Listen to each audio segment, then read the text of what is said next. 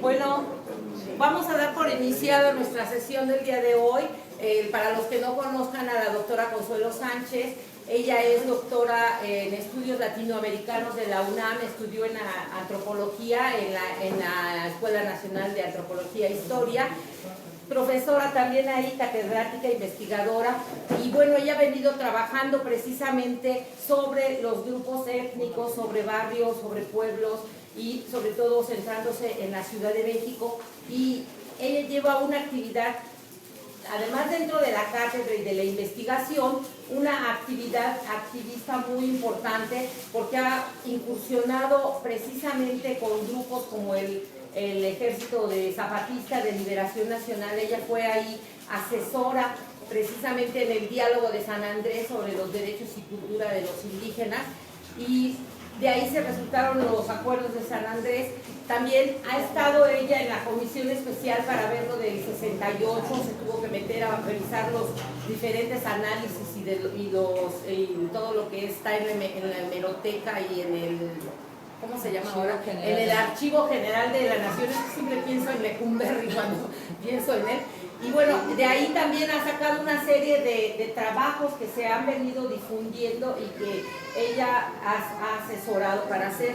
También es miembro del Consejo Consultivo de Morena y es precisamente dentro del Comité de Mecanismos de Consulta para la Ley de Pueblos y Barrios. Entonces, el día de hoy nos está haciendo, bueno, además de que está también metida en las cuestiones del tequio, que como todos sabemos es también una forma dentro de la economía solidaria. Los tequios se manejan también dentro de ese aspecto y que todos también aquí están muy interesados en conocer esos temas, y ella está sobre todo para la defensa del patrimonio cultural y en particular de la Ciudad de México, en el ámbito también hace investigaciones en el ámbito de territorialidad, de políticas públicas y todo lo que tiene que ver pues con la Ciudad de México y sus diferentes componentes étnicos y tanto de cultura y patrimonio. Entonces el día de hoy nos hace favor de pasarnos la conferencia, que va a ser de manera muy global el nombre, pero ella lo va a ir precisamente centrando a todos los intereses que todos tenemos, que se llama La Ciudad de México en la Era Global. Entonces le damos la bienvenida a Consuelo. Nos vamos Muchísimas gracias por la invitación y es un honor aquí estar con ustedes. Bueno, nos preguntaríamos, ¿cómo es que llegamos a tener la ciudad que tenemos? Una ciudad con una gran diversidad cultural, étnica, con cientos de pueblos y barrios originarios, con comunidades indígenas procedentes de todos los rincones de este país, con una urbanización, con las características de esta urbanización que padecemos y vivimos todos los días, una ciudad con mucha injusticia, con una gran desigualdad y exclusión, y también una ciudad muy interesante, con muchas actividades y espacios culturales. Para explicar por qué estamos actualmente, esta ciudad es como es, me gustaría utilizar un concepto que están utilizando mucho, que se llama gentrificación, y que se refiere a un fenómeno de reapropiación de un espacio urbano por parte de una clase social que a su vez desplaza a otras y que rehabilita esos espacios y los transforma, apropiándose de lo que ya construyó la clase social o el grupo social que le antecede. Y vamos a ver que en el caso de la Roma hay muchos de estos ejemplos. Pero me gustaría un poco recordar que podríamos ubicar la primera gentrificación a partir precisamente de la conquista y colonización de México. Como ustedes saben, los mexicas estaban ubicados en lo que hoy es el centro histórico de la Ciudad de México. Ahí era una zona urbana muy importante, era un islote y rodeado de agua, una laguna. Todo lo que era la cuenca de México era una zona de lagunas. pues ese espacio fue apropiado por los colonizadores y reconfigurado, y da origen a lo que sería entonces la capital de la Nueva España, un lugar fundamental de actividades de organización de la política, donde se concentraban los poderes coloniales y también todas las actividades económicas, comerciales, etc. A partir de la colonia se transforma la organización político-territorial de la Cuenca de México. Es decir, la Cuenca de México estaba formada por muchos pueblos, y voy a hacer hincapié en esto porque miren, los pueblos originarios han sido invisibilizados y negados, muchos incluso pareciera que ya no existen, pero siguen ahí y están muy vivitos y reafirmando sus identidades hoy, precisamente por los efectos de la globalización que vamos a mencionar. ¿En qué sentido y por qué la propia globalización ha hecho que no solamente los pueblos, sino nosotros mismos en nuestros espacios, en nuestros lugares, en nuestras colonias, empezamos a afirmar nuestras identidades territoriales? Ya veremos en el transcurso de la plática por qué es importante esto. Entonces, la Cuenca de México es transformada en su organización política, territorial, cultural, social. Los pueblos originarios, o sea, los tepanecas, los mexicas, los ochimilcas, etcétera, fueron reorganizados. Eran señoríos, tenían territorios y gobiernos propios. Fueron reubicados en lo que se llaman pueblos. Y que hoy los vemos, todas las trazas de los pueblos y barrios vienen de esa época. Una iglesia con su plaza, sus mercados, etcétera, viene de esa época. Ahí son reorganizados los pueblos. Entonces ahí tenemos un primer efecto de transformación del espacio urbano de la ciudad para los fines de la colonización, del colonizador. Y después viene, digamos, el siglo XIX, con la independencia y configuración del Estado-Nación mexicano, que el centro de la ciudad se va a convertir en la capital y el centro de los poderes de la federación. De modo que esa capital, la capital, se va también a reorganizar. Y vamos a ver de qué manera, pero no solamente la capital, sino todo el país. Fíjense, no podemos entender la ciudad si no es en relación con la nación. Y precisamente los problemas que estamos viviendo hoy en la Ciudad de México tienen que ver con la política nacional, con el neoliberalismo. El neoliberalismo está afectando todos los espacios de nuestro país y en particular las ciudades. Y vamos a ver la importancia que tienen las ciudades hoy en la globalización. Pero continuemos un poco con este breve relato de transformación de nuestro espacio, de la ciudad de lo que era la Cuenca de México, como el espacio ambiental fue también reconfigurado. Incluso ya en la independencia, el espacio urbano de la Ciudad de México era prácticamente lo que se conoce como el centro histórico actual, la traza colonial. El resto era un espacio agrícola, formado por haciendas, ranchos, pueblos, barrios, etc. Y a raíz, en el siglo XIX, se desconoce a los pueblos originarios. La colonia tuvo que reconocer la existencia de pueblos y reconocerles autoridades propias y reconocerles también tierras que cultivar para que se vivieran de la producción que ellos hacían, agrícola, y también para alimentar a la Ciudad de México. Casi toda el área, fíjense, seguía siendo de Chinampas, Tláhuac, Iztapalapa, Xochimilco, Tláhuac, etcétera, era zona de Chinampas y llevaban sus productos por el canal nacional y luego por el canal de la Viga hasta el centro de la ciudad. Y eso fue así hasta 1930. Hasta 1930, todas estas población originaria seguía cultivando sus tierras y llevando sus productos por estos canales. Era una ciudad verdaderamente bella en términos ambientales, arbolada, etc. hasta 1930. En 1930 vamos a ver por qué cambió todo esto. Entonces, en el siglo XIX se desconoce a los pueblos indígenas. Se considera que la sociedad mexicana es una sociedad uniforme, que debe de uniformarse.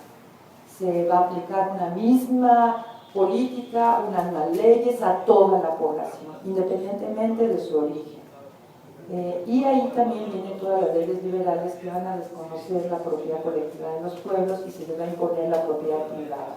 Las leyes, las famosas leyes de reforma de 1856. Esto va a significar un gran despojo de los pueblos. Y el resultado de este gran despojo y concentración de la propiedad de los latifundistas, hacendados, etcétera, que también se dio en la Ciudad de México, pues va a llevar a lo que conocemos como la Revolución Mexicana, ¿no?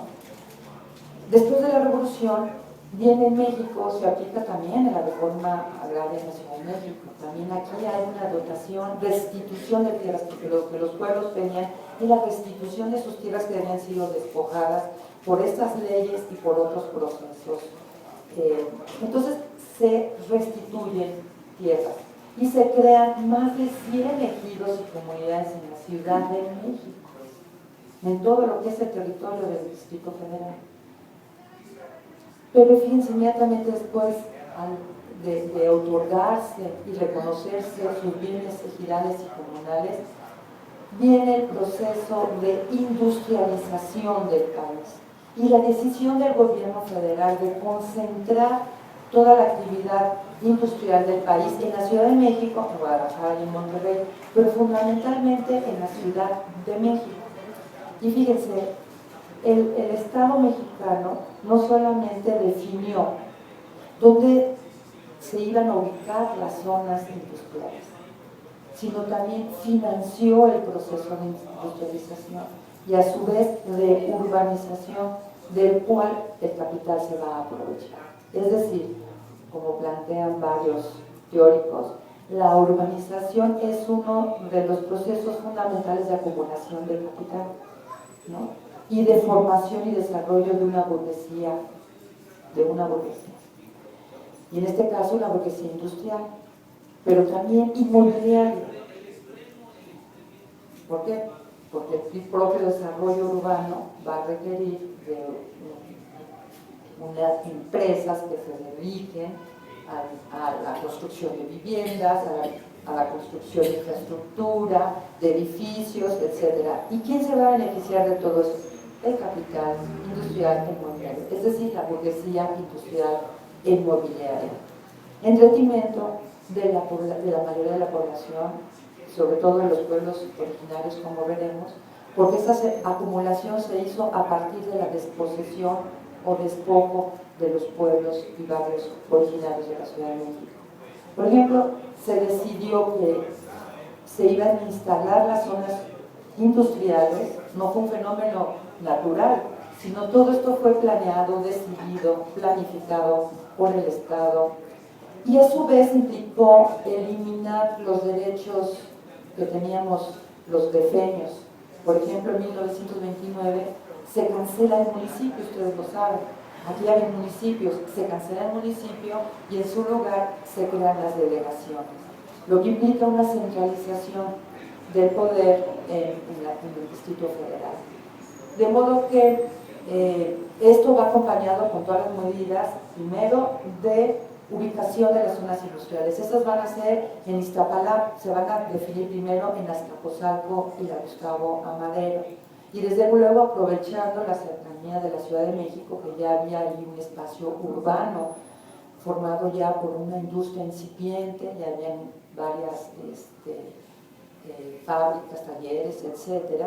Y además por su espacio urbano y de comercialización. Pero al definir estos espacios cerca de la ciudad, se va a ampliar la zona urbana. También se crea ahí la refinería, 18 de marzo, se crean oleoductos que vienen desde el norte, desde Tamaulipas, que traen el petróleo hasta la Ciudad de México. Y después también se definen Iztapalapa,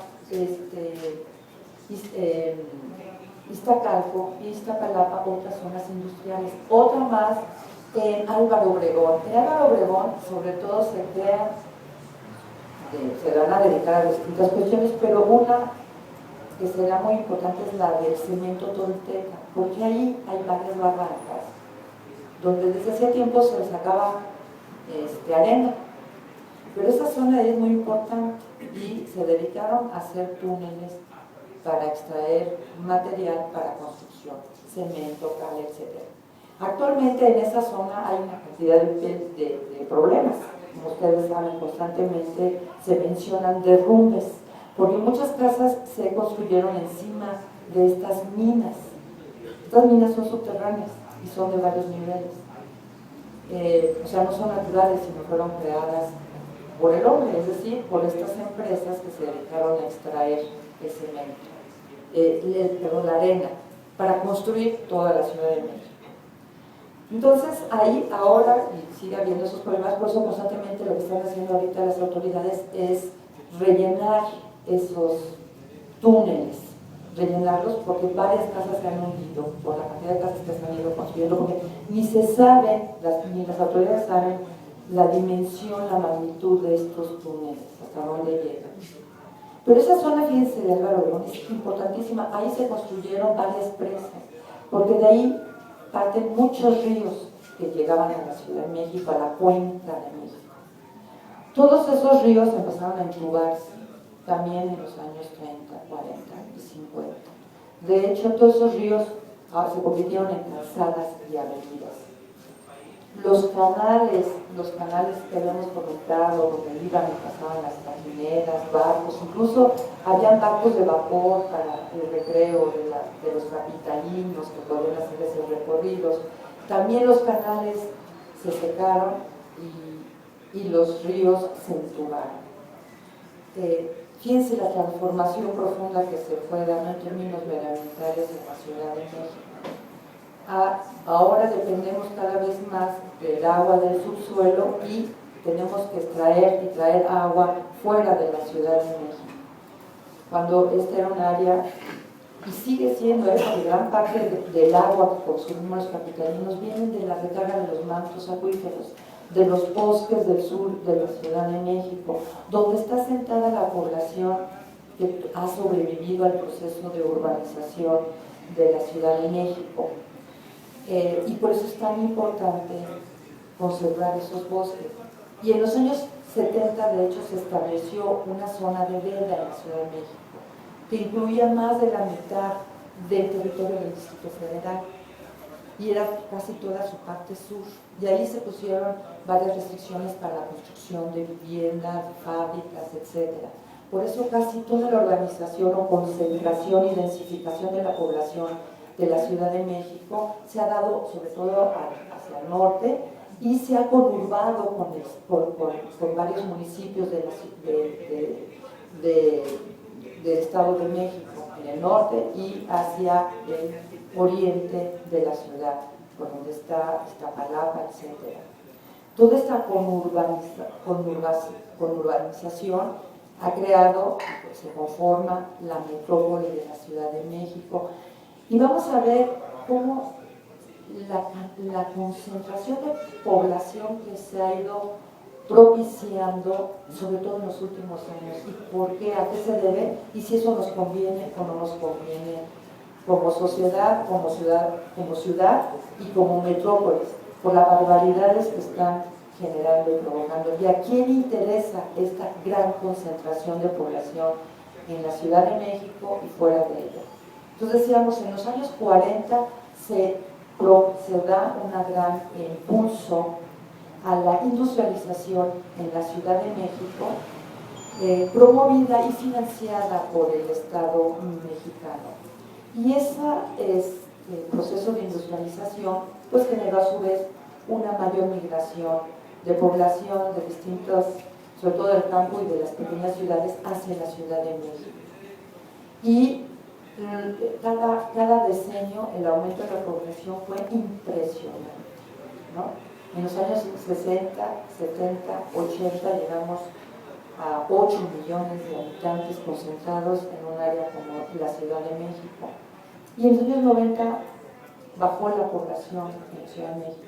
Y desde entonces volvió a subir muy poquito y se ha mantenido en los 8 millones, ha aumentado, pero se ha mantenido.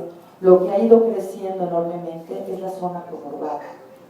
Esa ha crecido y sigue creciendo de manera impresionante, y de hecho ya se está uniendo a otros estados cercanos a la Ciudad de México, a las metrópolis. La metrópoli de Toluca ya se unió con la metrópoli de Toluca, con la metrópoli también de Querétaro se está uniendo con la de Cuernavaca y con otras. Ya se señala que se está generando una megalópolis, ¿no? Y lo que esto significa en términos de a mayor urbanización, mayor acumulación de capital. Es decir, volvemos a la cuestión del capital. ¿A quién interesa esta gran concentración de población? Esa capital. Y sobre todo capital inmobiliario. Regresamos un poquitito atrás. En los años 60, 70 se decidió descentralizar la industria de la Ciudad de México hacia otras partes. Se crearon parques industriales, etcétera, pero como señalan varios investigadores, la mayoría de esa reubicación, muchas industrias de la Ciudad de México se llevaron a otros lugares, pero la mayoría cerca de la ciudad. Entonces, finalmente dice, no se creó porque lo que se buscaba con esta descentralización industrial era crear otros ámbitos regionales de desarrollo en el país y no concentrar todas las actividades económicas en el espacio de la ciudad, porque esto generaba desigualdad a nivel nacional. Entonces, pero lo que se produjo es reconcentrar las industrias en el área metropolitana de la Ciudad de México o en otras áreas cercanas a la Ciudad de México. Esto va a tener consecuencias tremendas sociales y ambientales, y lo estamos viviendo día a día, porque gran parte de la población tenemos un gran vínculo y relación con la zona conurbada y la zona industrial. Todas las obras que se están intentando hacer, grandes obras, tienen que ver con eso, de unir cada vez más a toda esa megalópolis, todas esas lugares. ¿Y qué implica, por ejemplo, por esa la oposición a estas construcciones que se están, carreteras, que van a atravesar las zonas de bosques? Los pueblos saben que en la medida que se construyan estas obras, va a implicar una mayor expansión urbana y va a acabar con esta zona de bosques. Entonces, ¿qué es lo que tenemos ahí? Fíjense, de la política neoliberal? El neoliberalismo implicó un cambio importante en varios sentidos, en el proceso de urbanización y de transformación de nuestra ciudad y de la gestión pública. Nada más quiero recordarles que todo el proceso de industrialización y urbanización se hizo a partir de la expropiación de las tierras ejidales y comunales. Tenemos documentado cada obra que se hizo, cada industria, zona industrial, a qué pueblos se les despojó y se les expropió y se les quitó sus tierras. ¿Qué colonias se crearon a partir de la expropiación de tierras ejidales? Es decir, esta ciudad se ha ido creando a partir de la expropiación de tierras, es decir, del gran despojo. Lo que hemos vivido en este proceso es un gran despojo de tierras ejidales y comunales. Y eso es importantísimo para el capital, es decir, la transformación de espacios agrícolas, rústicos, ambientales, en espacios urbanos o urbanizables.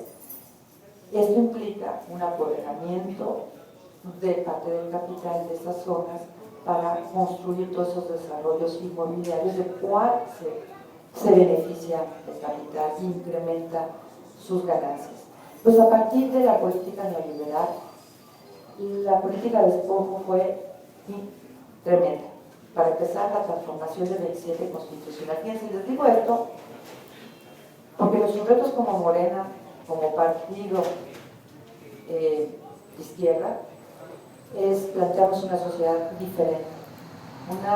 Ese es nuestro reto y nosotros tenemos que plantearnos para distinguir, no solamente para distinguirnos, porque creemos que necesitamos construir una sociedad diferente y una ciudad diferente, no excluyente, desigual, etc.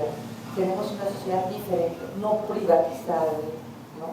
Porque como vemos, la política neoliberal lo que ha llevado es a privatizar aún más el espacio urbano, las políticas también de mercantilización de todos los espacios y los servicios, etc.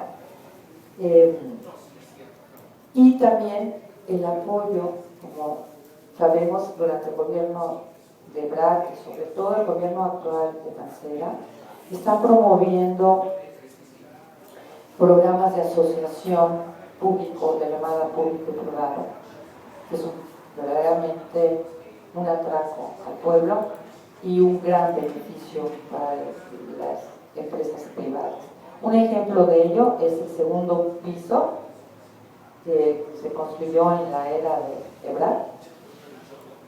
Fíjense, de todas tienen la de ganar el sector privado, porque allí interviene capital público y el capital privado, pero ese capital privado es a través de un crédito, ¿sí? Obtienen un crédito además con intereses favorables, porque está garantizada la presencia de un gobierno que tiene capital. En segundo lugar, ese mismo capital que obtiene financiación, crédito, tiene su empresa para construir hacer esa construcción vial. Obtiene ganancias por esa construcción. Ya tiene un beneficio de interés, un beneficio de ganancia, y en tercer lugar se le otorga la concesión por el uso de vía para cobrar. Está cobrando para que los autos puedan pasar por esa vía. Es decir, además se beneficia de una renta. Y cuarto, si llega a fracasar, ¿quién lo va a rescatar? El gobierno lo va a rescatar. ¿Con qué? Con recursos públicos, ¿no? Entonces, aquí tenemos una muestra de que es lo mismo que ya se planteó para el caso de la explotación de los recursos energéticos en nuestro país, en la ley ahora secundaria. Es esto, de la asociación de lo público y lo privado, donde quienes se van a quedar con toda la tajada, pues son el capital privado, ¿no? Y nosotros vamos a tener que pagar todos los costos de este proceso. Además de que hay un gran despojo, va a haber un gran despojo de renta, de la renta petrolera, ya nos van a despojar de la renta petrolera, va a haber un despojo de tierras comunales y ejidales, va a haber un gran despojo del territorio de la biosfera y donde existan recursos naturales, del agua, una destrucción y contaminación del agua, es decir, todos los costos sociales y ambientales que van a haber en este proceso, ¿no? Entonces, para Morena ese es un reto. Nosotros tenemos que oponernos rotundamente a todo lo que tenga que ver con estos convenios de asociación pública-privada y rescatar el segundo piso y nada de cobrar. ¿Por qué se va a cobrar un bien que es de todo? Es público, se está pagando con recursos públicos de los contribuyentes, ¿no? Es el primero que deberíamos de hacer, un rescate, pero social. Entonces, fíjense, ¿qué ha implicado la política neoliberal nacional para la ciudad? Hemos tenido gobiernos de izquierda que han intentado controlar, contener la neoliberalización, la privatización y la mercantilización de la Ciudad de México, pero ya en los últimos gobiernos lo que estamos viendo es que ya se dejaron asimilar por el discurso neoliberal y por la práctica neoliberal. Entonces, y esto que implica una insensibilidad a la cuestión popular. Un gobierno de izquierda tiene que ser un gobierno que a favor de las causas populares fundamentalmente. ¿Y qué tenemos? Por ejemplo, la otra, que ahorita es un gran reclamo de grandes sectores de la población del DF, que es el hoy no circula, ¿no? Es otra medida elitista que favorece a un sector No es extraño que esto esté tan ligado a los intereses de las empresas automovilísticas, ¿no? Es decir, la necesidad de abrir un mercado al sector de escasos recursos. Lo mismo que hacen con la cuestión de la vivienda, que ese es el gran negocio actualmente y además es la causa de las grandes crisis que han sucedido en todo el mundo, en España y en Estados Unidos, que es la relación entre urbanización y financiarización. Es decir, actualmente el capital financiero está buscando a través de la producción de vivienda o de construcciones de este tipo como la del segundo piso o cualquier otro tipo de grandes construcciones, invertir en este tipo de obras, sobre todo en la vivienda. Y aquí encontramos un problema porque es producción, hay una sobreproducción, es un bien necesario pero mercantilizado y además no todos pueden acceder a él porque no todos tienen los recursos para pagar un bien como la vivienda. Entonces lo que se genera es una sobreproducción de vivienda y vienen ahí los bancos a apoyar, porque lo que se está buscando es que sectores, ampliar el mercado inmobiliario, como haciendo que los sectores de menos recursos puedan acceder a una vivienda, así facilitando el aislamiento de créditos hipotecarios, etc. Pero que no lo van a pagar, no lo van a poder pagar. Entonces, ¿qué termina pasando? Primero, tenemos un montón de edificios que no están habitados porque no se compran, porque no hay quien los pueda comprar, población que compra, pero que no los puede pagar. Entonces empieza la crisis inmobiliaria, ¿no? Porque esas inmobiliarias recurren a los préstamos bancarios, los bancos les prestan para hacer esto. Si entran en crisis, ¿quién los protege? Es el banco, y quien protege al banco son los estados. El estado paga la quiebra de los bancos, que a su vez quiebran porque quebraron las inmobiliarias. Esa es la crisis que vivió en Estados Unidos y en España, ¿no? Y nosotros también. Y viene el Estado a rescatar a los bancos. ¿Con qué? Con recursos de nosotros, de los contribuyentes. Es decir, lo que vemos cada vez más, un Estado y gobiernos gestionando los intereses del capital y no de la mayoría de la población. No hay una regulación, al contrario, se desregulariza todo, ustedes lo saben, se desregulariza todo lo que tenga que ver con la tierra y con el uso del suelo. Y bueno, por el capital financiero que les dejan hacer todos estos negocios sin ningún control, ¿no? Y también todo lo que tiene que ver con las construcciones sin ningún control. Entonces, los grandes negocios llegan a la quiebra y terminan pagando todo eso somos nosotros, ¿no? Entonces, fíjense, como cada vez más, por eso vemos que la Ciudad de México está cambiando en términos urbanísticos, ¿no? Vemos cada vez nuevos espacios transformados,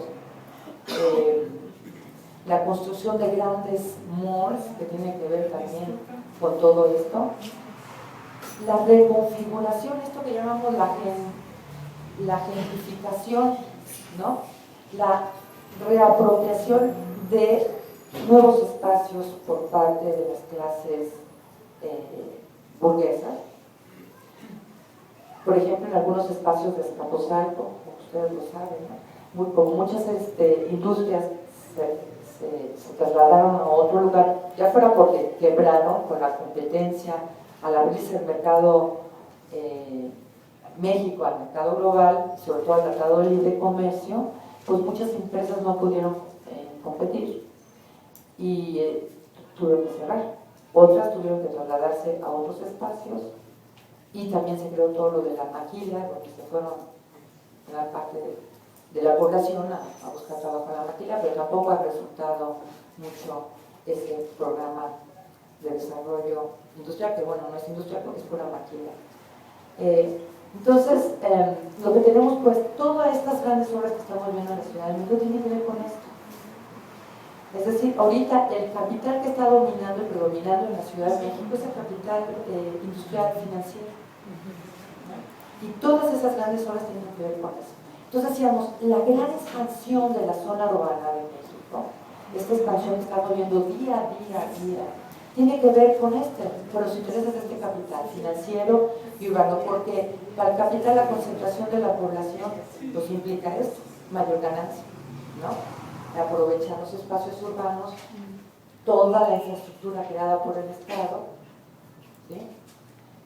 Todos los servicios creados por el Estado para reconstruir nuevos espacios, remodelar otros, ¿no? Por ejemplo, en la Ciudad de México se considera que existen varios espacios ligados a la globalización, estrechamente ligados a la globalización, porque ahí se concentran oficinas que tienen que ver con cuestiones financieras, de seguros, incluso cuestiones de espectáculo, cuestiones culturales, etc. Y que se convierten en espacios elitistas, elitizados, ¿no? Y que a su vez desplazan a población que ahí estaba asentada. Por ejemplo, uno de ellos es Santa Fe. Precisamente fue el proyecto de Salinas de Gortari, ¿no? Santa Fe pues, es una ciudad de primer mundo, ¿verdad? O sea, no tiene nada que ver con el resto de la ciudad. Una ciudad construida recientemente, que está todas las oficinas que ahí están instaladas, los departamentos, la vivienda, pues es de la población ligada por las empresas transnacionales. Luego está el corredor aquí de Reforma Polanco, que es el otro centro vinculado a la globalización. Está el otro que está al sur de la ciudad, que es sobre todo lo que es periférico, donde está del sur, toda esa zona de ahí también está considerada como un área vinculada a la globalización. Y fíjense, durante el gobierno de Bragg también se desregularizó varios mecanismos o controles de uso del espacio, etc., con la llamada Ley de Desarrollo Urbano del Distrito Federal. Y esta permite precisamente expandir estas zonas de elitización vinculadas a la persona global. Pero además permite construcciones de todo tipo. Los controles que antes existían ahora ya se liberalizan, ¿no? De modo que ya se puede construir donde sea y lo que sea. Y nosotros lo vemos aquí, en espacios donde empiezan a aparecer o quieren construir grandes edificios o otro tipo de obras que afectan todo el entorno, la forma de vida de la gente que vive en el lugar. Y por eso vemos constantemente reclamos, movilizaciones en el DF en contra de estas acciones, ¿no? En contra que van a modificar y alterar profundamente la vida de la gente que vive en esos lugares. Entonces lo que encontramos pues es sectores políticos y económicos interesados en transformar y beneficiarse de la ciudad, de la urbanización y de la expansión urbana, y sectores que están resistiendo y oponiéndose a todos estos procesos de transformación, que quienes terminan beneficiando siempre es a una minoría, en este caso al capital. Es decir, una política que está en función de beneficiar permanentemente al capital y no a la mayoría de nosotros. Entonces, fíjense, lo que tenemos de verdad en la Ciudad de México es muy interesante. Hay resistencias, hay búsqueda de cambios y transformaciones. Ahora hay todo un movimiento que se llama el derecho a la ciudad, que implica construir una sociedad diferente, una ciudad diferente y una institucionalidad totalmente diferente. Y eso es a lo que nosotros debemos buscar, Morena. Tenemos que tener una propuesta de ciudad totalmente diferente. Una ciudad en la que también estamos otro tipo de institucionalidad. porque la que tenemos actualmente pues es la misma, no ha habido una transformación en términos de participación ciudadana. Como vemos, y la gente está muy enojada con el hoy no circula y también con lo del metro, que también fue un acto, y los parquímetros. Esa es una forma de privatización del espacio público, y esa es la gente, hay muchos movimientos en ese sentido, de rechazo, porque implica privatizar el espacio público. Es decir, ¿por qué? A cuenta de que una persona va a venir y va a venir a cobrar por un espacio que no es suyo. O sea, es enriquecer una empresa por nada, nada más por darle el uso de un espacio que es público. Y así se está haciendo con todo, con deportivos, que se los dan en concesión a una empresa privada para que los administre y termina cobrando y haciendo lo que quiera y se termina privatizando espacios públicos. Lo que pasó en Huastepec, ¿no? Así es. O sea, lo concesionaron cuando era para toda la población trabajadora de ellos. Así es, y con recursos de los trabajadores. Con recursos de ellos. ¿No? Entonces es lo que estamos viendo y se está profundizando, porque ya anunció el señor Mancera que tiene varios programas de asociación público-privada, ¿no? O sea, de grandes negocios para los capitalistas, ¿no?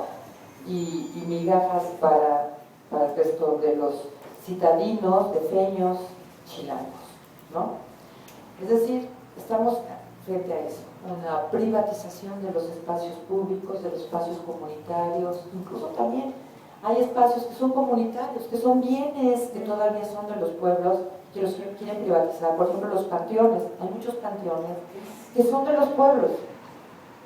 Y los panistas están con una ley que quieren privatizar prácticamente los panteones. Es decir, privatizar espacios comunitarios, espacios públicos, espacios sociales, de convivencia social. Todo esto está afectando incluso las relaciones sociales en la Ciudad de México. Está fragmentando los espacios, segmentando los espacios. Vemos cada vez más colonias cerradas, ¿no? Incluso privatizando un espacio que es público, porque cierran las calles y tú no puedes entrar a esa colonia que esas calles son públicas, se privatizan las calles, ¿no? Entonces vemos la guetización, o sea, la formación de guetos de distintos sectores, ¿no? La fragmentación, separación, atomización de los sectores sociales, la individualización, que es muy fuerte y tiene que ver con el modelo neoliberal. El neoliberalismo está permanentemente fomentando la individualización de los sujetos, de las personas, en sus propias políticas públicas y en todo el discurso, ¿no? Ahora se le pide a la gente que asuma solo, individualmente, su propio bienestar y desarrollo, como si el Estado ya no tuviera nada que ver y tiene que ver con eso. Por eso se están cancelando derechos y anulando derechos.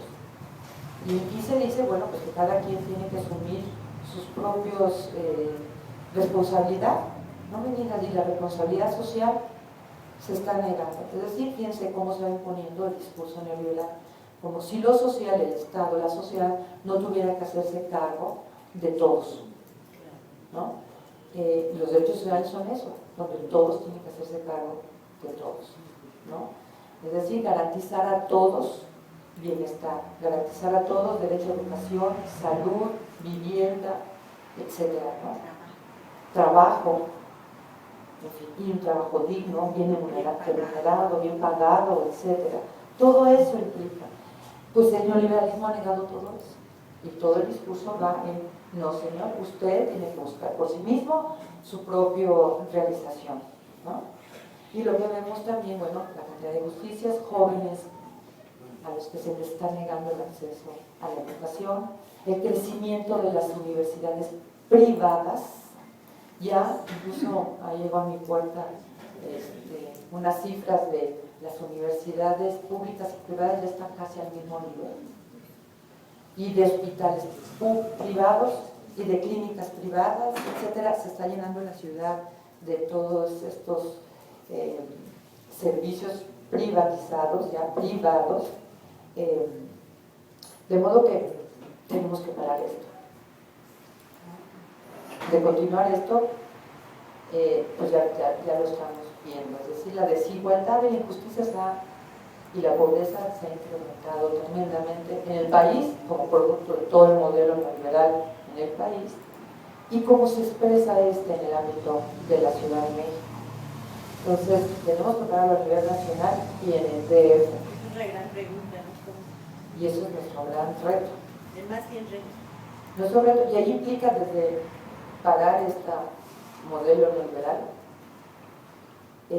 crear una nueva institucionalidad donde participemos todos, que no sea una minoría la que esté decidiendo a nivel nacional, una élite la que está definiendo el rumbo de nuestro país, que es un desastre. Todo lo que acaban de aprobar para el país va a ser un desastre nacional, ¿no? Bien lo dicen los caricaturistas, a quien va a beneficiar va a ser a los norteamericanos, ¿no? A nosotros no nos van a beneficiar en nada, el pueblo mexicano al contrario, lo va a perjudicar, ¿no? Entonces, necesitamos fortalecernos como ciudadanos, que también eso se ha ido negando, la ciudadanía, ¿no? Que de hecho no lo hemos vivido plenamente, se nos ha negado durante muchos años y ahora igual. Entonces necesitamos recuperar esto y implica una nueva... Yo estoy ahorita participando en una cosa que creo que se llama Mecanismos para consultar a los pueblos y barrios originarios de la Ciudad de México. Me invitaron a formar parte para la discusión de cómo sería la consulta. Ya definimos cómo va a ser la consulta. Va a ser por asambleas. Bueno, los que estén interesados les platico porque va a ser muy interesante. Pero lo que quiero platicarles es que decidimos elaborar la ley porque había una propuesta de ley de la Asamblea Legislativa, porque habían presentado 3. Pero la verdad, esa ley no les daban reconocer, dice que tienen derecho a, pero no se crea la institucionalidad para. Es decir, todo derecho tiene que ir acompañado de una institucionalidad para que se pueda, y de una serie de instrumentos para que se puedan ejercer esos derechos.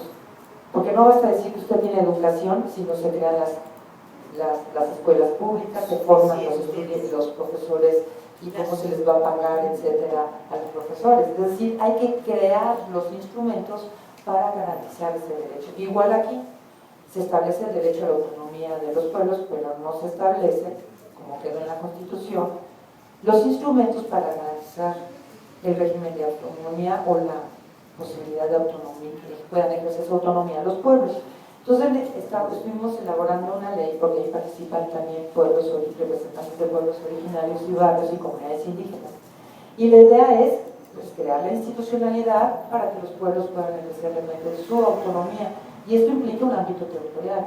Y esto implica reconocer a sus autoridades, por ejemplo.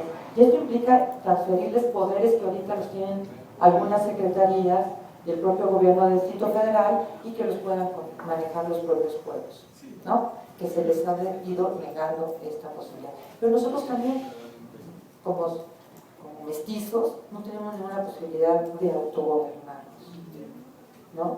A lo que le llama la democracia participativa. Digamos, necesitamos ir a la institucionalidad para que nosotros podamos participar y decidir en nuestros ámbitos y a nivel del DF y a nivel nacional, ¿no? Bueno, pues en eso estamos y en ese ámbito vamos a ver que se avanza. No creo que mucho por los asambleístas, no sé, a ver qué pasa, dependerá de los propios pueblos, de la movilización, en fin. Pero hay un ejemplo de la nueva ciudad que necesitamos. Porque necesitamos redefinir los espacios de la Ciudad de México, territorialmente. Ámbitos de participación y de decisión, con poderes reales y con recursos para manejar asuntos que tengan que ver con nuestra territorialidad. Es decir, la mayoría de los recursos que se están utilizando en la ciudad, no se diga a nivel nacional, son para grandes obras. Lo volvemos a decir, obras que benefician al capital inmobiliario y financiero, pero no a la mayoría de los citadinos, de los vecinos, ¿no? Nuestros barrios están abandonados, ¿sí? Hay colonias que no tienen agua, no tienen drenaje, ¿no? Son áreas que han sido empobrecidas, no son por naturaleza pobres, es que han sido empobrecidos. Es decir, el día que estábamos yendo casa por casa para pedir firmas para la de la consulta en reforma energética, yo vi un montón de jóvenes. Dije, ay, ¿de dónde vendrán? Y yo les dije que sí, no querían firmar y se me quedaban viendo. Y yo les seguía diciendo, me decían sí. ¿Pero no firman? No, ay. Y me dice una vecina, no, es que todos son del colegio militar. Eran militares. Pero también son ciudadanos, ¿no? Claro. También tienen derecho a opinar. En fin, pues esa es la estación, nuestros retos como Morena, y sí tenemos que trabajarle duro para construir un proyecto de ciudad y de país diferente. De país y de ciudad y de regiones, etc. Pero ya que estamos viviendo aquí y aquí nos tocó vivir, tenemos que tratar, los que vivimos aquí, de construir colectivamente una ciudad diferente, nuestro derecho a la ciudad. Pues yo lo dejo ahí y bueno, pues espero preguntas y ahí comentar y profundizar en el asunto. Muchas gracias.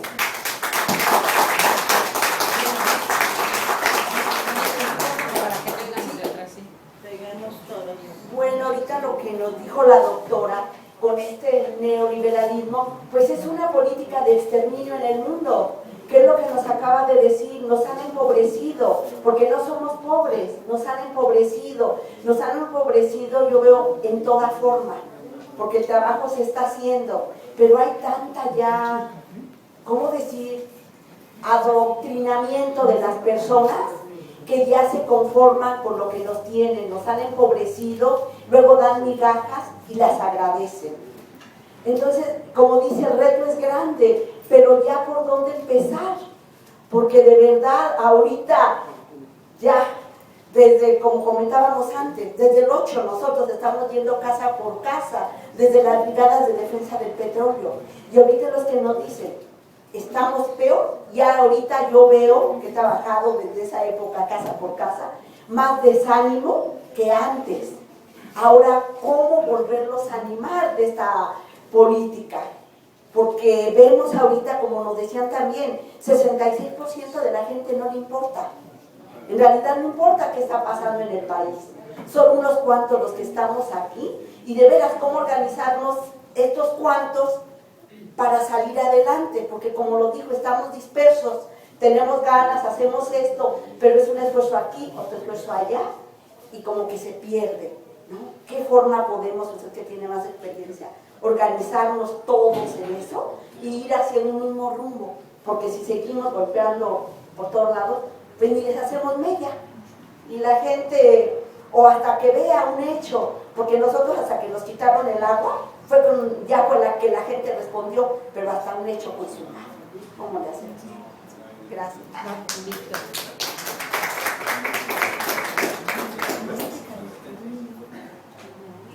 Quisiera que por favor abundara sobre el impulso de esta ley sobre pueblos originarios que posiblemente creará las instituciones que les beneficien a ellos y a todos los ciudadanos de esta ciudad. Que abundara un poco más sobre eso, que abundara sobre esas asambleas que se van a crear, que se van a impulsar, y sobre la importancia de que en esas asambleas sí se delibere de una manera amplia, crítica, y donde todas las voces sean escuchadas. Me parece que eso es fundamental, ¿verdad? Y la pregunta sobre ese mismo punto sería si cree que la conformación de la Asamblea Legislativa del Distrito Federal alcanzará para impulsar, porque ese es el objetivo número uno, para impulsar esa legislación, esa ley, ese ordenamiento que facilite las cosas para todos, ¿no? Creo que eso es muy importante. Y creo que hay otro asunto que creo no ha tocado, que es el aspecto, bueno, sí lo tocó de manera tangencial, que es el aspecto cultural. Recordamos que fueron 52 lateles o islotes los que estaban muy poblados cuando llegaron los españoles, que esos 52 islotes, algunos de ellos, bueno, la totalidad, ahora son los llamados pueblos originarios. Yo pertenezco a San Andrés de Tetilco, por ejemplo. Creo que la cultura de estos pueblos, la resistencia cultural que impulsemos en estos pueblos originarios es fundamental para resistir este embate del neoliberalismo, y quisiera saber cuál es su opinión. Muchas gracias.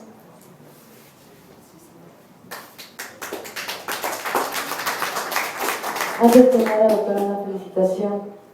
Es tan importante que tengamos claridad en esta lucha, que efectivamente es una madera. ¿Cómo empezamos? ¿Cómo desenmarañar esta madera? El neoliberalismo es criminal. Ha permitido no solamente el individualismo, sino la manipulación casi total por medio de los medios masivos de comunicación. Nosotros desde Tlalpan hemos buscado la organización en las comunidades.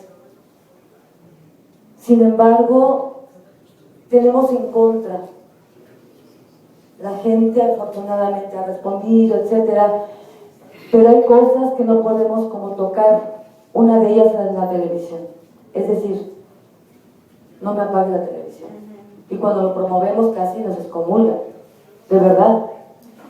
O de pronto nos dicen tal o cual noticia, cuál es tu fuente, la televisión. Apaga la televisión. Ese es por un lado. Por otro, creemos, lo vimos en la lucha de diciembre, cuando pusieron el cerco en el Senado, el puñado de gentes que estuvimos ahí, no fuimos muchos.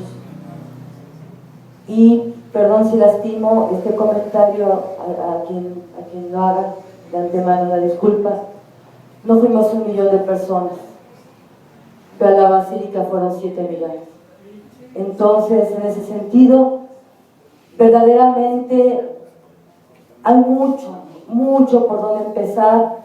De pronto no sabemos por dónde, de pronto es nadar en contra de la corriente literalmente, y por dónde empezar. Gracias.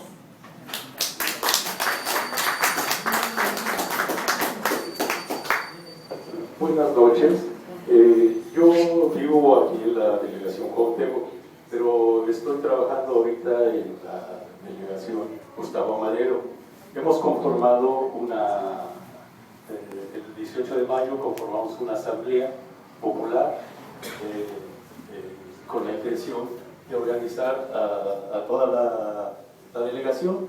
La verdad es que son 180 colonias, es un proceso muy difícil, muy largo, pero yo en lo personal estoy convencido que la acción se demuestra con el movimiento.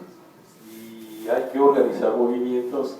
Es difícil hacer que la gente participe, y no participa precisamente por la existencia de los partidos políticos de izquierda que han engañado al pueblo. O sea, la prueba más grande que tenemos ahorita es que el PRD y los demás partidos de izquierda pues apoyaron en principio la aplicación de estas situaciones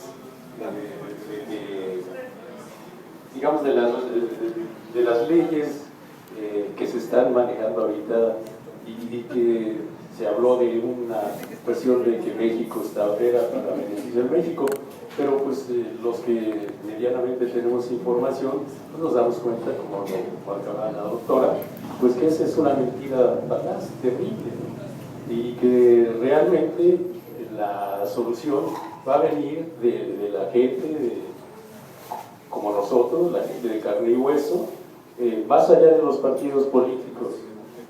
Yo creo que debemos pensar en una formación hacia el socialismo, pero no ese socialismo que ya existió, ese socialismo real, que ya vimos cómo fracasó, pero fracasó porque no se hicieron las cosas debidamente. Creemos que hay posibilidad de reencontrar el camino y de hacer cosas que sean realmente para la comunidad. Yo he estado siguiendo, por ejemplo, a las policías comunitarias, a las autodefensas, y yo creo que es válida cualquier posición. O sea, mucha gente habla de que debemos ser pacíficos, y yo digo que no es cierto. Nosotros tenemos derecho a hacer todos los medios a usar todos los medios de lucha, y pues es una cuestión en la que todos tenemos que reflexionar, ¿verdad? Yo no creo que sea nada más la lucha pacífica, pero sí hacemos hincapié en la organización de la gente. No es fácil, nos está costando mucho trabajo, tenemos 3 meses de trabajo y no hemos podido más que conformar una asamblea regional, y está en ciernes. Pero pues bueno, yo creo que ese es el trabajo que tenemos por delante. Gracias.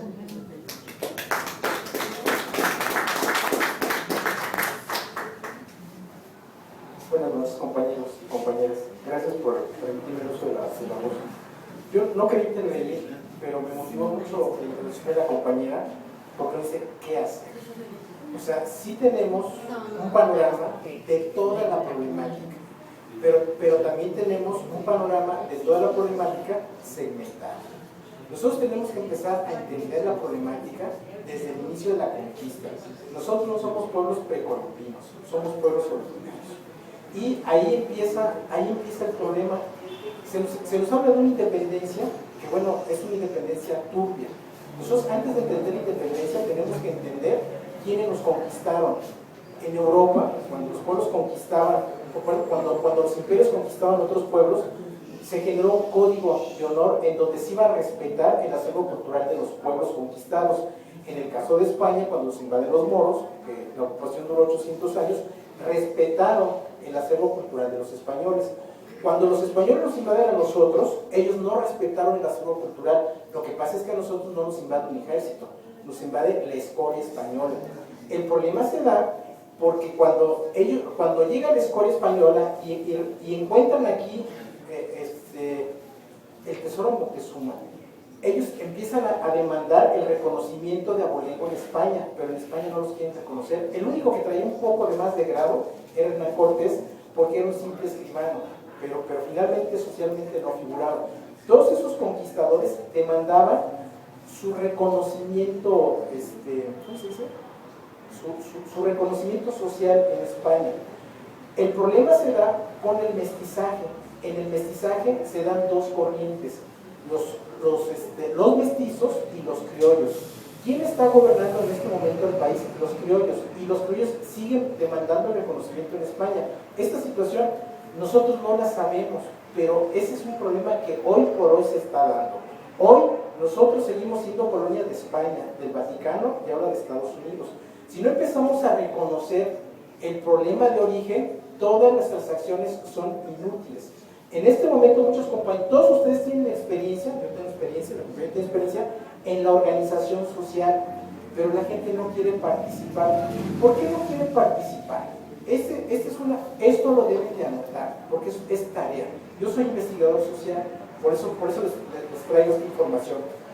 El problema está en que el imperio, porque ahorita las naciones, ahorita lo que nosotros conocemos, es más, ahorita nosotros no sabemos cómo se llama este sistema en el cual estamos nadando. Nosotros pensamos que es capitalismo, ya no es capitalismo. Esta forma de organización social no sabemos de qué se trata. En algún momento, Carlos Marx sí determinó cómo estaba constituida la organización social de ese momento.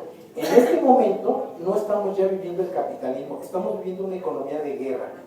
Y nosotros estamos financiando la economía de guerra. Aquí se habla de capital, pero ¿quién hace el capital? El capital lo hacemos nosotros, ellos nos lo acumulan. Si nosotros dejamos de consumir sus productos, ellos ya no van a tener el poder Pero ¿qué sucede? Y aquí esto es un paréntesis, porque les tengo que decir por qué no nos podemos organizar. ¿Qué sucede con ay, es que es tanta la información? Sí, vamos a ver, porque sí es mucha información. Después yo les voy a compartir esta investigación. Nosotros no nos podemos organizar, vamos en lo concreto, no nos podemos organizar porque el imperio ha invertido grandes cantidades o grandes toneladas de miles de millones de dólares en destruir la organización. La organización está destruida desde que se inventaron las garantías individuales en la Edad Media. Entonces, nosotros estamos combatiendo contra una inversión de la desorganización y todo eso tiene que ver con los medios de comunicación, con nuestra alimentación, con la pasta de dientes, con el agua, con la forma de comer. Esa es desorganización y nosotros no podemos enfrentar o fortalecer la organización porque estamos combatiendo contra instrumentos que nosotros mismos desconocemos. Si nosotros no conocemos sus instrumentos, compañeros, no vamos a poder organizarnos. Simple y sencillamente. Porque ahorita ya no es convocar a la organización. ¿Por qué? Porque tenemos en contra los medios de comunicación, a la radio, a la televisión. Fíjense, ahorita es derecho humano el consumo de McDonald's. O sea, nosotros, la única libertad, el único derecho que tenemos es al consumo. Entonces, imagínense contra qué estamos compitiendo, compañeros. Creo que ahorita se le están alegrando las caritas a muchos compañeros porque dicen, bueno, hasta que empezamos a ver de qué se trata. Ahora, la organización empieza con nosotros y empieza empezando a dejar de consumir. En la Edad Media nos quitaron dos cosas, ese es el punto número y aquí concluyo. En la Edad Media nos quitaron dos cosas. Nos quitaron nuestro derecho a ser productores de la tierra para volvernos consumidores. Nosotros tenemos que dejar de ser consumidores y volvernos a ser productores de la tierra. Nos quitaron la colectivización para volvernos individualistas. Estos son los problemas que hay que empezar a atender. Si no los empezamos a atender y remontamos al reordenamiento social, no estamos hablando ni de socialismo, ni de capitalismo, ni nada de eso, estamos hablando del reordenamiento social. Y aquí concluyo y les dejo la semillita y después les comparto la investigación. Gracias.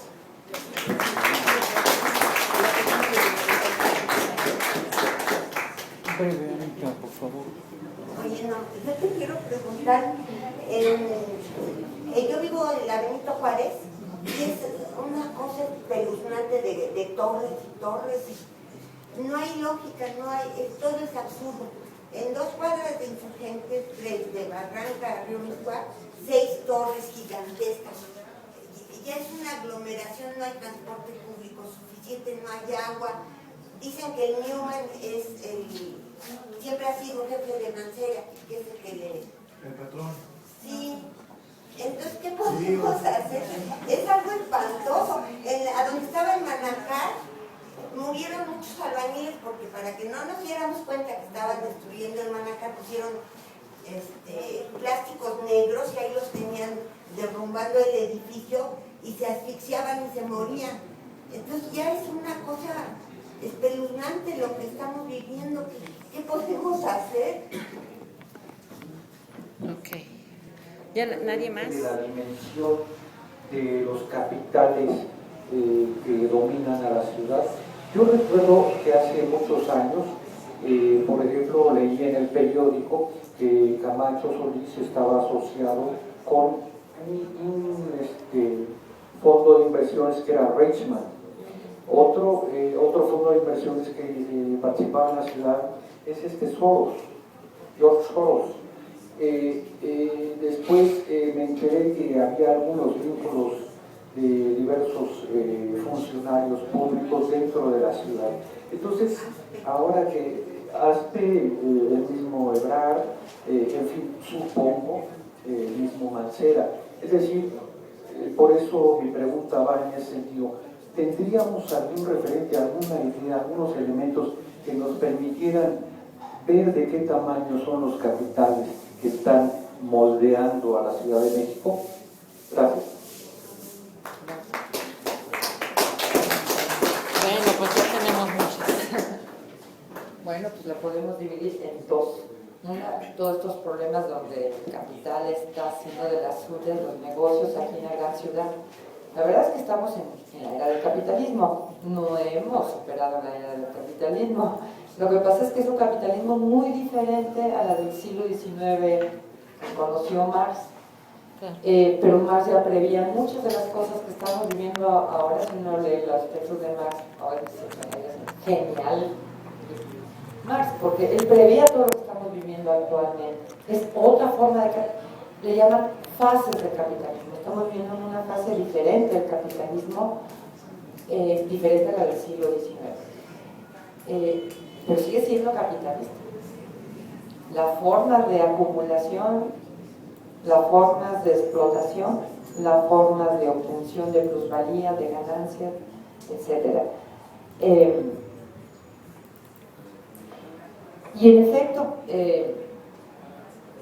todos los proyectos que tienen, ese de la salud, por ejemplo, nosotros, yo vivo en Tlalpan, entonces ahí tenemos una guerra tremenda, porque en efecto, y discutiendo con las autoridades de la delegación, como obviamente su proyecto del DF no es de la delegación, pero la delegación contribuye y apoya. Pero yo le decía, oigan, es que este es un proyecto que va a despojar, porque ustedes lo que están previendo es sacar a toda la gente del exilio Fabela. Es lo que yo decía cuando yo les platicaba estos centros que se están creando ligados a la globalización. Esta zona sur, donde está Perisur, pues está enfrente de todas estas colonias, las de Torino Guerra, Isidro Fabela, y más allá quieren extenderlo. Es un corredor donde está la pirámide de Cuicuilco y la escuela de antropología donde yo estoy. Se quieren seguir, porque ahí está el Isidro Fabela, y son colonias populares. Entonces es un poco lo que yo les decía de la gentrificación, es decir, desplacemos a esta gente para convertir ese espacio, que además es un espacio geográficamente importante, ¿no? y urbanamente también en términos de infraestructura, que sería fundamental para la creación, porque además existe América Sur, etcétera, ¿no? De hecho, ya todo Insurgente cerca de la América Sur está llena, y Tlalpan de farmacias. Todo se llenó de farmacias. Es decir, fíjense, es parte del negocio, ya saben que va a haber ahí un cambio, y ya de inmediato se ubicaron en los mejores espacios, porque saben que la gente va a tener que ir a comprar medicinas, porque obviamente se prevé que todo va a ser privatizado, ¿no? Todo ese sistema de salud va a ser privado, entonces la gente va a tener que ir a comprar sus medicamentos a las farmacias. Entonces, vayan a Tlalpan, está lleno de farmacias, una tras otra. Además es impresionante, están pegaditas unas a otras, igual Insurgentes en Insurgentes Sur. Obviamente es un proyecto de interés del capital, para nada tiene que ver con los intereses de la mayoría de los citadinos, y todos los proyectos que estaba mencionando en efecto, y todos ellos están planteados incluso en zonas de reserva ecológica, algunas de ellas, que va a implicar destrucción. Es decir, ¿cuál es nuestro reto? Oponernos a eso. Igual que, fíjense, otro gran negocio del capital es la mercantilización de la cultura. Ese es el gran negocio. O sea, el capital está entrando a todo donde pueda obtener ganancias. Y ya se dieron cuenta que la cultura se puede obtener ganancias. Por ejemplo, también está todo lo de convertir en turismo todo. Los pueblos originarios. Ahora están con el rollo de los pueblos mágicos, ¿no? Y entonces invierten para la mejora del entorno, de los edificios, pero es para convertirlos en parte del turismo. No les interesa a los originarios de ese lugar, sino cómo convierte ese espacio en un espacio museístico o turístico, ¿no? O sea, eso implica otro sentido muy diferente al sentido social, comunitario, de vivencia de la gente, de vida comunal, comunitaria, social de la gente, ¿no? Es para obtener ganancias de esos espacios. Y es lo que está haciendo en muchos espacios de la Ciudad de México, y no solamente en México, ¿eh? Si usted nos imagina que han ido hace poco a Puebla, a cualquier lugar que uno va, se han ido transformando. La inversión de capital privado que uno ve es impresionante y público. Acapulco, fui a un evento y me impresionó, hay dos Acapulcos. El Acapulco antiguo, ¿no? por su zona ahí también muy deteriorada. Y está este Acapulco, que es otra cosa, es un Miami, de una inversión pública impresionante en calles, edificios de super lujo, y que pues, son esos típicos proyectos de asociación de lo público y lo privado.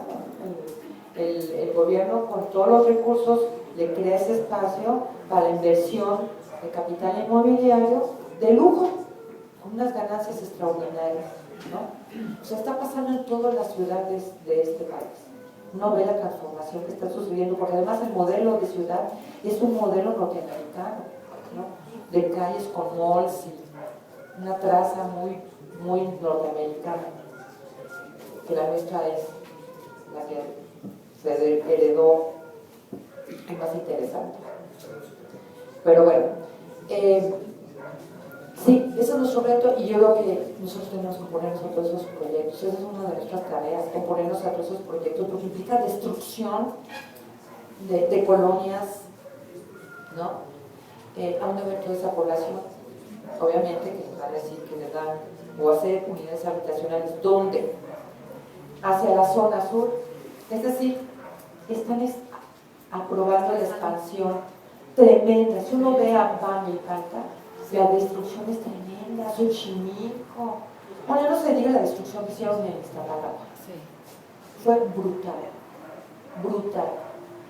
Y uno ve ver a los datos de todo el proceso, como el propio régimen, o sea, el Estado priista, promovía también las invasiones de tierras masivas.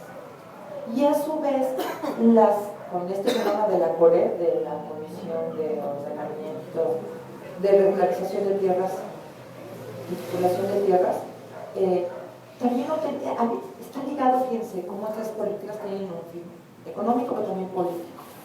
Porque creaban un clientelismo tremendo, ¿no? Nosotros les regularizamos, pero a su vez tenemos esa lealtad hacia el partido, y eso lo son muchos Salinas de Gortari, junto con sus programas de Prodazol, ¿no? Expropiaciones masivas de tierras para la notificación y titulación de tierras. Entonces, una destrucción social, de la vida social, colectiva, y una destrucción medioambiental. Entonces, nosotros tenemos que oponernos a eso, tanto a la privatización y mercantilización de la cultura, como a la privatización y mercantilización y despojo de nuestros espacios de vida, etc. A esa es una primera tarea. Y claro que eso parece, no, pero ¿cómo nos vamos a oponer al centro de la salud, a la ciudad de la salud? ¿No? ¿Cómo no? Si estamos hablando de salud, sí, pero ¿de qué estamos hablando? ¿Por qué no se desconcentra? Es decir, este país requiere de otra política. Todo se concentra en la Ciudad de México, todo. Y ya en Tlalpan hay una gran concentración de hospitales públicos, una gran concentración. Y lo que quieren es hacer una gran concentración de hospitales privados, ¿no? Entonces, eso va a llenar, y además quieren espacios para hoteles, ¿no? Para los que vienen, para estacionamientos, etc. Toda la infraestructura que requieren las zonas de una ciudad de la salud. Es decir, despójenos, ¿no? Es decir, salgan afuera. No. Es decir, ignorando a la gente, poniendo por encima, poniendo por arriba los intereses del capital y por debajo los intereses sociales. Esas nos tenemos que poner esas políticas. Como esas, es que hay muchísimas. Nosotros todo el tiempo, por eso formamos el grupo que se llama TETU, en defensa del patrimonio, porque es un despojo diario. Ya no nos damos abasto de la cantidad de proyectos y de destrucción del patrimonio histórico impresionante. Hay una destrucción del patrimonio y al mismo tiempo, por parte de la sociedad, una valoración del patrimonio histórico, ¿no? Pero la destrucción es tremenda. Les vuelvo al mismo caso de Tlalpan. Tlalpan, según el catálogo de Lina, tiene cientos de inmuebles históricos del siglo XVI, XVII, XVIII y XIX.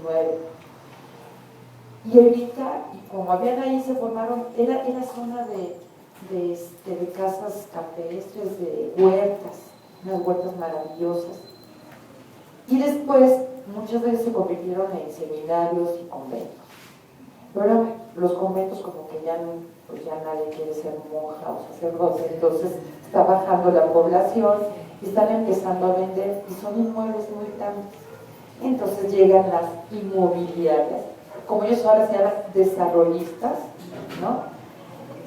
Y llegan y quieren apropiarse de esos espacios y convertirlos en casas, destruir todas las huertas que tienen. Nosotros hicimos un movimiento porque había una casa de toda una manzana del siglo XVIII con una huerta de 8,000 metros cuadrados y empezaron a destruir el inmueble del siglo XVIII, la empresa desarrollista, y empezaron a tumbar la iglesia y la tumbaron. Y hicimos un movimiento ciudadano ahí exigiéndole a la delegación que parara esa destrucción.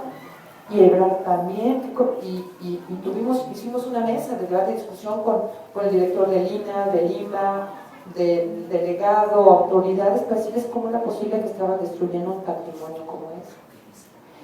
Bueno, para no hacerles el cuento largo, logramos que Ebrard comprara el inmueble, porque era nuestra exigencia que se expropie o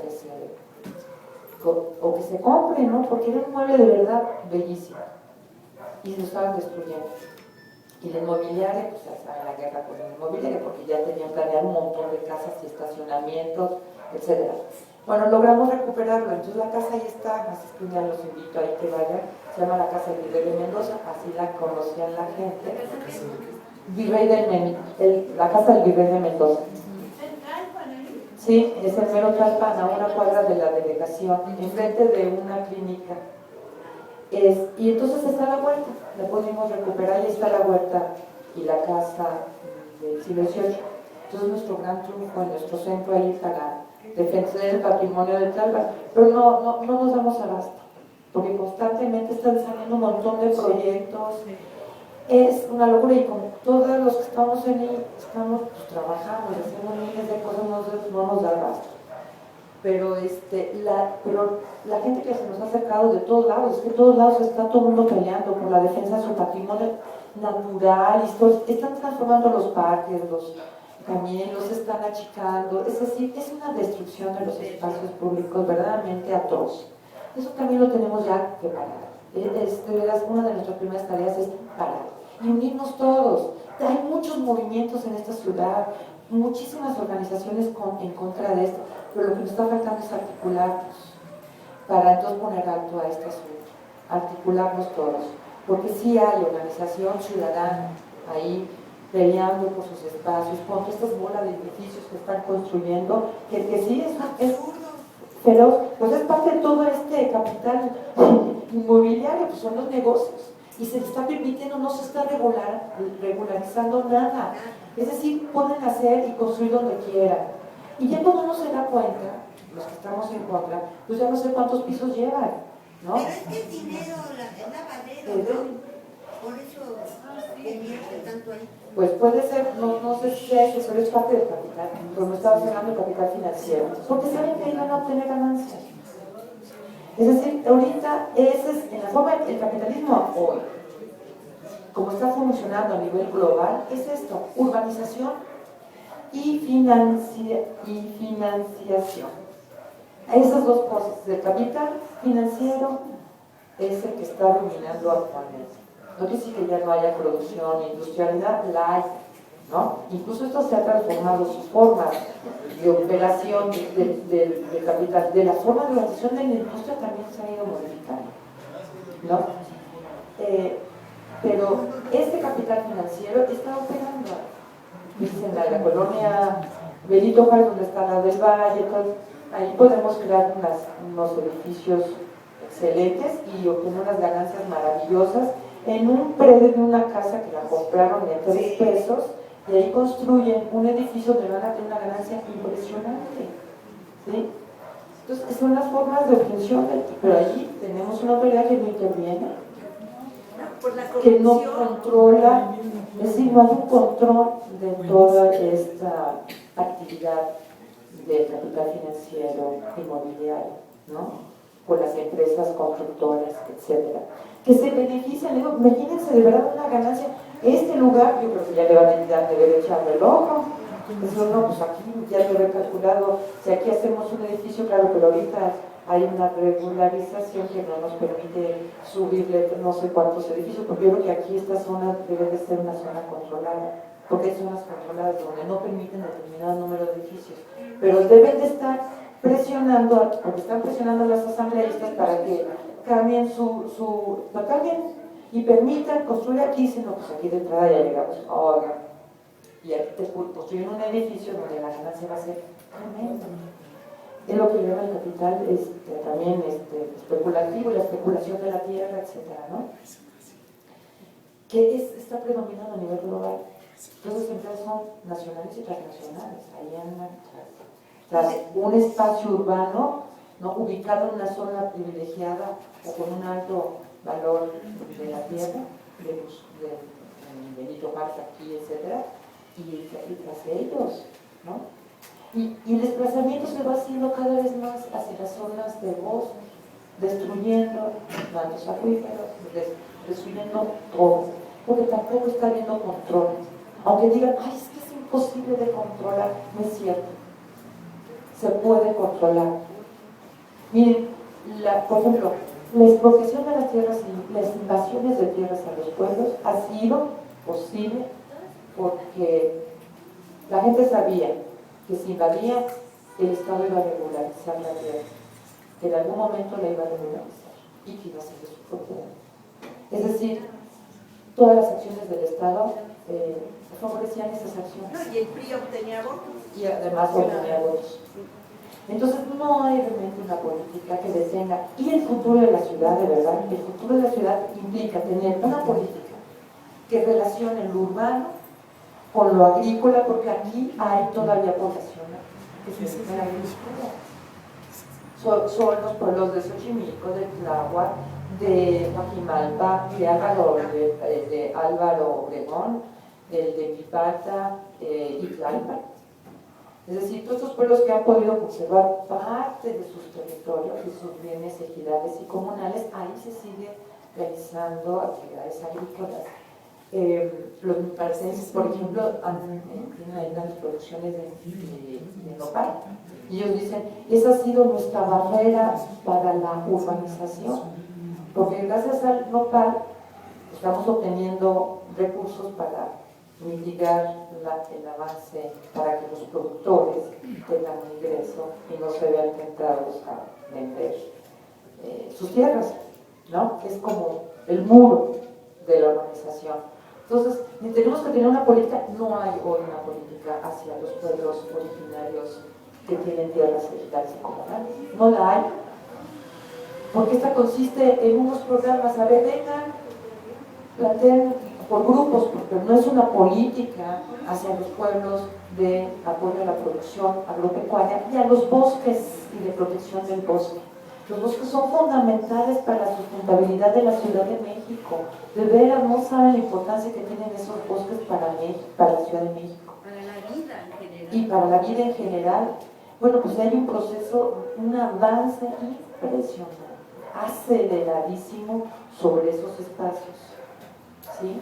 Que implica destrucción del medio ambiente, implica destrucción de ejidos y comunidades y de vida asociada a la producción agrícola de los pueblos, es decir, destrucción de identidad, destrucción de cultura, lo que decía muy bien, en efecto, esta es una destrucción de cultura impresionante, de todo, porque toda esta actividad económica relacionada con la China, y no son chinadas porque también están vinculados con las partes de los montes, etcétera, había una articulación, todo eso implicó, imagínense el agua, Iztapalapa, todos fue una destrucción de sistemas económicos tan ricos, tan antiguos, ¿no? Que aportaban y que aportan lo que nos queda pues, es Xochimilco y Tláhuac, ¿no? Pues hay que defenderlos, ¿no? Es un sistema impresionante, además reconocido mundialmente de ese conocimiento, esa tecnología que desarrollaron los pueblos agrícolas, ¿no? Es una aportación mundial, una aportación universal, es decir, los pueblos aportan muchísimo, nacional y universalmente. Lo que pasa es que la discriminación que existe en el país y que persiste en este país ha minimizado la importancia de los pueblos, de la cultura de los pueblos, de esos sistemas culturales, pero son de una riqueza impresionante que en la medida que en este país se empiecen a valorar, van a ver cómo va a cambiar nuestro país, porque aportan una riqueza en todos los sentidos, ¿eh?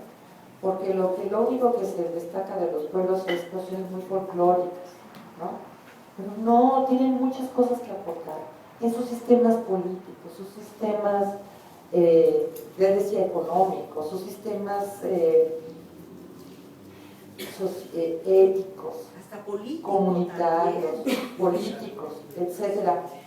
Por ejemplo, la forma de nombrar sus autoridades, todo eso ha sido deformado porque se les ha ido imponiendo también una forma de gobierno, pero hay que retomar unos aspectos muy positivos de las formas de gobierno. Por ejemplo, cómo se elige y cómo se destituye, porque hay que destituir también las autoridades. Cuando no funcionan, vamos para afuera. ¿Por qué las tenemos que aguantar tanto tiempo? ¿No?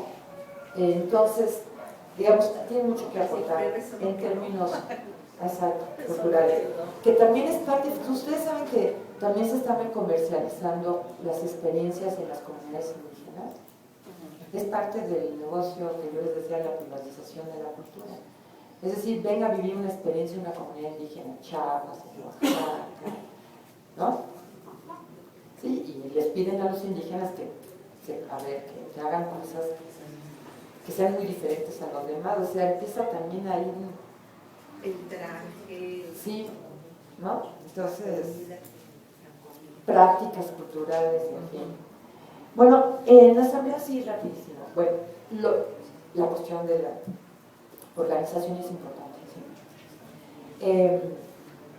Y es nuestro reto. Y tenemos hay mucha gente que está como desilusionada y a nivel nacional. Pero nuestro reto, bueno, existe Morena como organización, la única que hay ahorita. Hay muchas organizaciones sociales, pero una organización que se propone cambios de orden nacional no lo hay, es la verdad. Es lo único que hay es Morena, es la verdad. Ahora, el reto de Morena es ampliar esa organización. Y lo podemos lograr. La gente está muy descontenta. Y hay gente que está enterada, la mayoría no está enterada. Lo de la televisión, fíjense, ahorita me llamó la atención porque no le tenemos por qué pedir a la gente que deje de ver sus novelas. Pues, no hay que ser tan rígidos. Lo voy a decir porque lo que le tenemos que pedir es que esté atenta a su país, a lo que está pasando. ¿Sí? Pues si le deja ver la televisión, pues no la deja de ver. Como tampoco uno la deja de ver. Yo a mí me encanta ver películas. Eso me encanta, como me encanta el cine. Entonces, decirme, no ves el cine ni ves nada, pues yo diría, no, yo sí quiero porque me gusta, ¿no? Es decir, no le podemos negar eso a la gente. Luego, porque me dio risa, el otro día nos fuimos en un camión, veníamos de buscar firmas, y en el camión, una de las compañeras empezó a decirle, somos de Morena y nosotros estamos haciendo esto, por favor, compañeros, entérense y dejen de ver la televisión y dejen que no sé qué. Yo no más veía que sea, yo les dije, bueno, de vez en cuando pueden ver sus telenovelas, ¿no? Se rieron. Pero no podemos ser tan rígidos con la gente. No le podemos pedir eso. Lo que le podemos pedir es que se informe más y nosotros proporcionarles información. Y eso va a ser las tareas de Morena.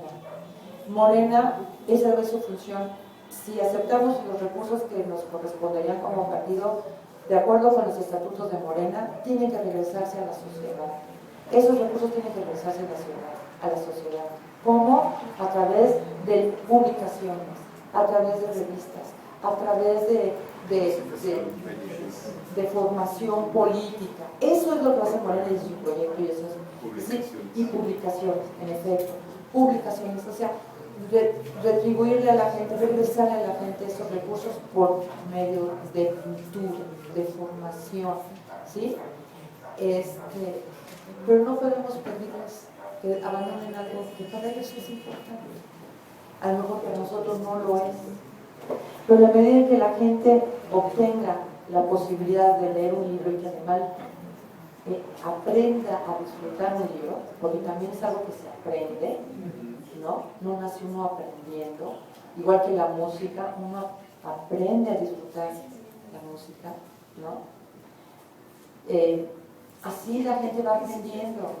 No hay que ser tan rígidos con la gente, porque luego la gente dice, no lo va a hacer. No, o decirle, no vayas por la Virgen de Guadalupe. Todos somos guadalupanos. Es decir, tenemos que buscar otras maneras, tenemos que respetar eso de la gente, su religiosidad, su espiritualidad. Tenemos que aprender a respetar eso de la gente. Y en la medida en que lo respetemos, nos van a apreciar. Entonces tenemos que aprender a respetar. Entonces, nosotros tenemos que hacer otra tarea, es decir, tenemos que respetarle todo eso, sus creencias, todo. Es más bien, nuestra parte es aportar por el lado político, de formación política y cultural, ¿no? Y ahí por ahí tenemos mucho que hacer, exacto.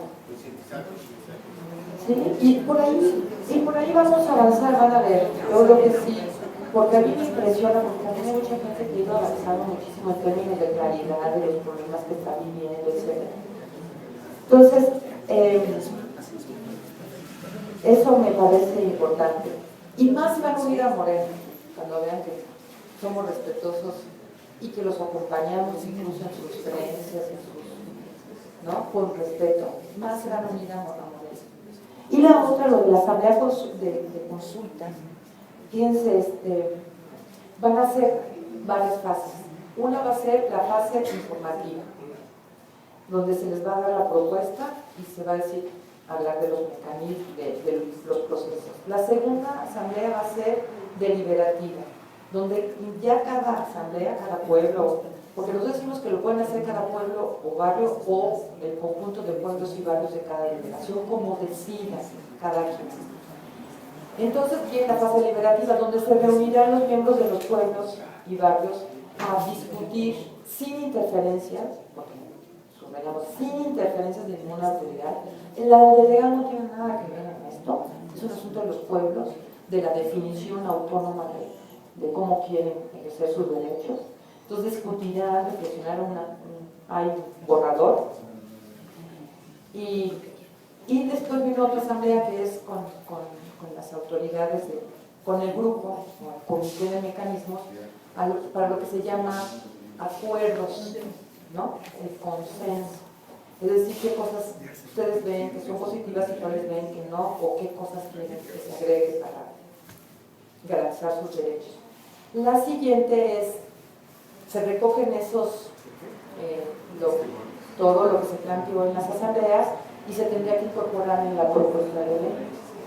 La siguiente fase es devolverles a los pueblos cómo quedaría la ley, ¿no? Que sería ahí donde se manifestaría el consentimiento, porque lo estamos haciendo de acuerdo con lo que establecen los organismos internacionales sobre el derecho a la consulta. Esto sería innovador, porque no se ha hecho en ninguna parte del mundo, porque es la Constitución una ley, y estas fases, y la última, ya sería esta, la de la asamblea de devolverles para que vean cómo quedó, y ahí sería la manifestación del consentimiento.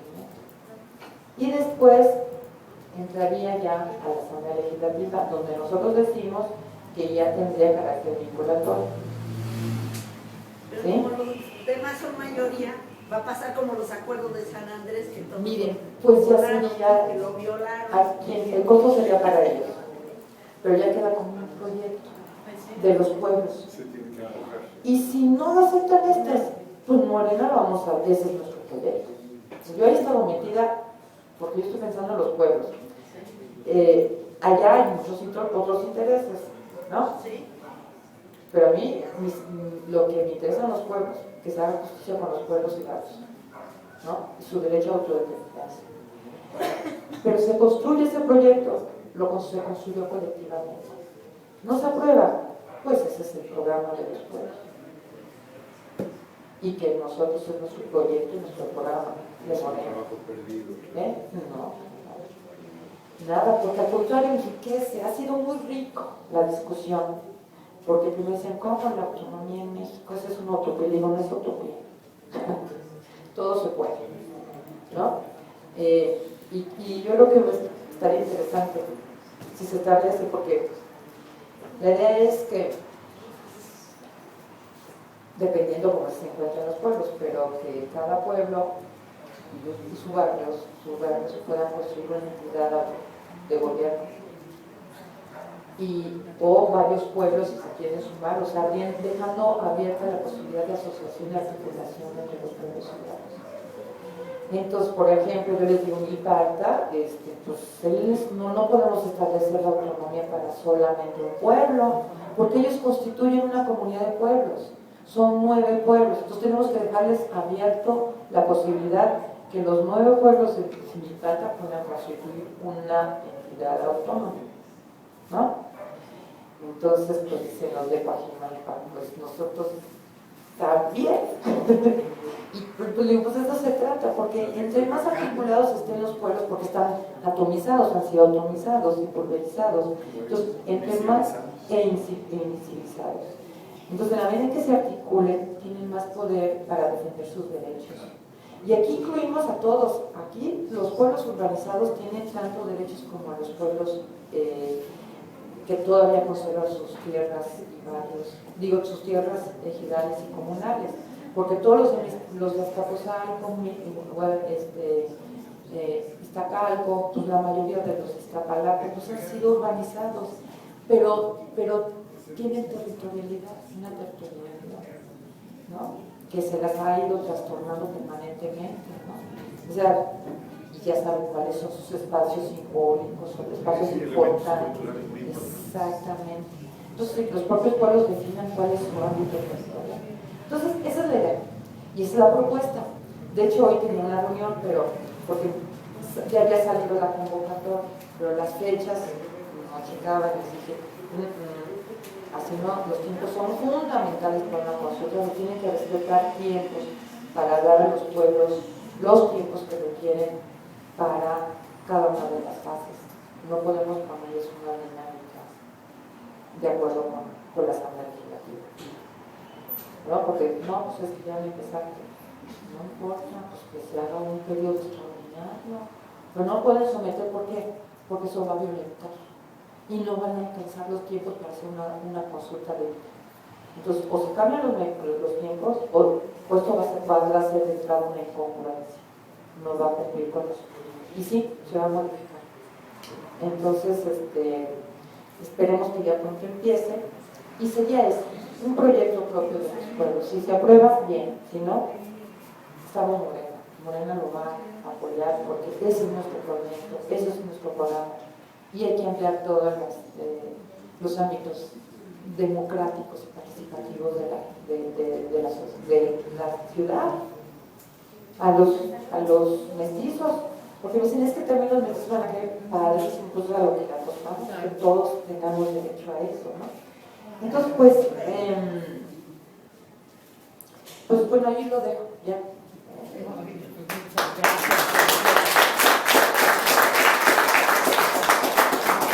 Bueno, pues le agradecemos mucho a la maestra Consuelo, a la doctora, por su paciencia para explicarnos todo esto, y a ustedes también, que yo sé que andan en las carreras, y le damos un reconocimiento de parte de todos. Ay, muchas